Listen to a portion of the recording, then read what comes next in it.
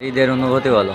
ঈদের অনুভূতি ভালো না, কারণ আগে ছোটোবেলায় যে অনুভূতিটা ছিল, যেভাবে সবাই একসঙ্গে মিলেমিশে আমরা ঈদ করতাম, এখন আর সেটা পাই না।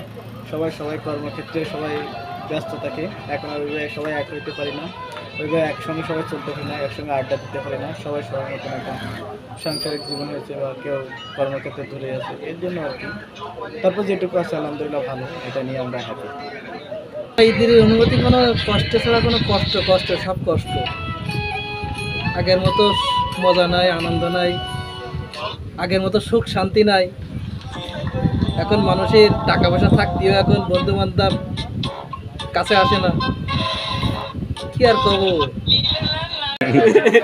এরকম অনুভূতি হয় না। দুবারে গরু দই করিতে খাইছি, ভাল লেগেছে, এই আর কি। অনুভূতি কি তোমার বিবাহিত ঈদের? I am feeling good. সে কথা আর বলবার মতো নয়, ঠিক আছে। মন মাথা খারাপ আজকে রাত যাচ্ছে, দুঃখেই আছে। বল তো আসলে তোর কি সমস্যা? এই ঈদে অবিবাহিত ঈদ কিরকম হয়? আমি তো রাজা, বিবাহিত না। তো এই ঈদে আপনার কি অনুভূতি? ঈদের অনুভূতি যে জানাছে ফোনে, কি অনুভূতি আপনার একটু বলেন। ঈদ কেমন অনুভূতি যদি আমি বুঝতেছি না। ঈদে তোমার অনুভূতিটা কি হলো? ঈদে মানে কিরকম লাগলো ঈদটা? ভাই ঈদটা যে কেমন ভাবে গেছে আমি তো নিজেই বলতে পারছি না। যে এখন আসলে বড় কি হলে ঈদ কি আর হয়েছে। সেরকম ঈদ থাকে?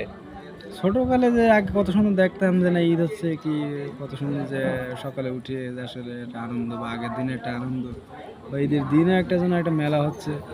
আর এখন তেমনটা তো হয় না। আর আমি তো নিজেই বুঝতে পারি না যে ঈদের মধ্যে আছি কি কি হচ্ছে। সর্বোপরি মানুষেরও একটা ব্যাপার সেবা, আগেকার মানুষ আর এখনকার মানুষের মধ্যে পার্থক্যটা অনেক। আসলে বড় হলে আর ঈদের অনুভূতি থাকে না। আমরা সবার সাথে, মানুষের সাথে কথা বলেছি, আর যারা ফ্রেন্ড সার্কেল ছিল, বন্ধু বান্ধব ছিল, আস্তে আস্তে বড় হয়েছে, সবারই একই অবস্থা। মনের অবস্থা ভালো না। বয়স হওয়ার সাথে সাথে এই ঈদের আর আনন্দ থাকে না। ঈদ আসলে ছোটোবেলাতেই একটু বেশি আনন্দ হয়, এই আর কি।